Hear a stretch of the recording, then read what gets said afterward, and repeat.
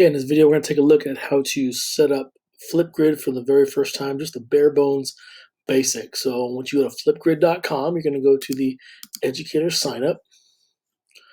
And in this case, you sign up with Google. So you have to choose your account right there. And give some basic information.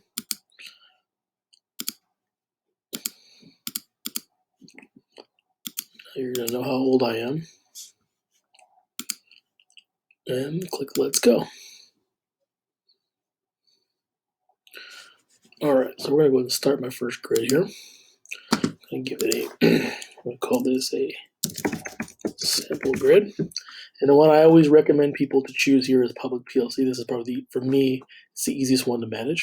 So choose that one and just hit next. We're not going to get fancy here. I do not suggest using a password with your students. Go ahead and click next. And we're going to go down, go to my grid. So think of a grid as like kind of like a Google Classroom. For me, I like to create a different grid for each class to keep all of their responses separate.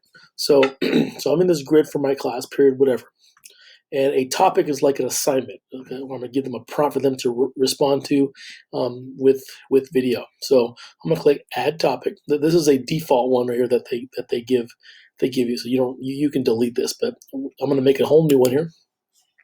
I'm going to tell them this one's going to be World War II verbal summary reflection.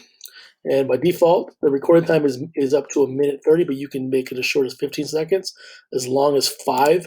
For this one here, I'm going to choose them to do in 30 seconds to summarize World War II.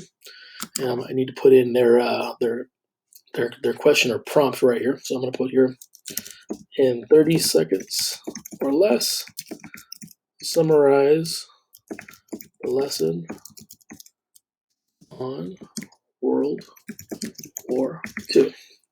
Now this, so what they will do next is going to go down here to more options.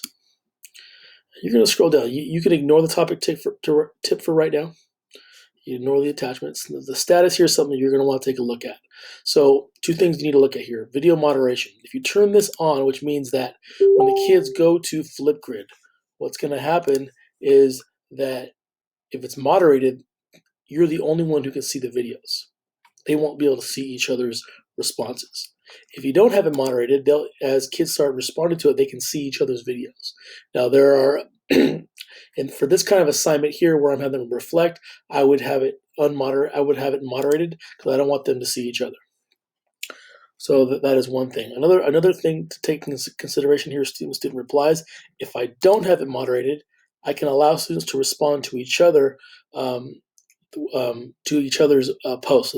So this could be a sort of academic conversation you could do where students reply to each other verbally on Flipgrid. So for this kind of assignment that I'm doing right now, I'm going to do it's unmoderated. It's going to be moderated, so they won't be able to see it, and I'm not going to let them reply to each other. And again, there's a ton of different fancy features, but for this case, we're just doing very simple. I'm going to click Create Topic, and then I'm going to take this link right here, and I'm going to copy it, and I'm going to go to my Google Classroom. So I'm going to go ahead and click on Create, and this one's is going to be a material. I'm not going to collect any work. I just want them to have access to it. So we're going to call this World War II reflection on Flipgrid. Go to Add, go to Link, paste the link in there. Change my topic here, give it a topic to organize it, and I'll click Post. Now students will now be able to, when they open up their stream, they'll be able to see this right here. They click on the link, and then they'll be able to respond to you.